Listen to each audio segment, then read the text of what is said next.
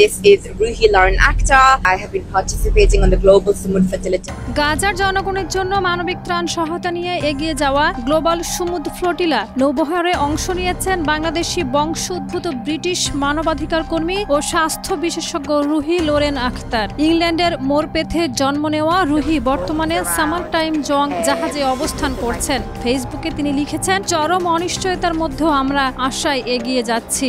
Ruhi 18 September থেকে এই নৌবহরে যুক্ত রয়েছেন। 1 অক্টোবর সামাজিক যোগাযোগ মাধ্যম ফেসবুকে একটি পোস্টে তিনি জানান, তিনি বর্তমানে সামার টাইম জং নামের একটি জাহাজে অবস্থান করছেন। শিয়া বাটার ও ভিটামিন ই সমৃদ্ধ লিলি বিউটি সোপ, তারুণ্যময় উজ্জ্বল ত্বকের জন্য।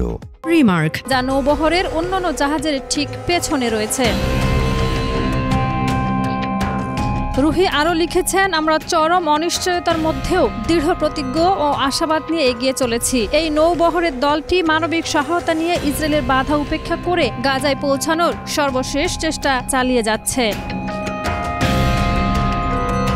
রুহি লোরেন আখতার হলেন মানবিক সহায়তামূলক সংস্থা রিফিউজি বিরিয়ানি অ্যান্ড ব্যানানাজ এর প্রতিষ্ঠাতা। এই সংস্থা সংঘাতের কারণে বাস্তুচ্যুত মানুষের জন্য জরুরি খাদ্য, স্বাস্থ্যসেবা, দক্ষতা উন্নয়ন এবং নেতৃত্ব প্রশিক্ষণের মতো কার্যক্রম পরিচালনা করে থাকে।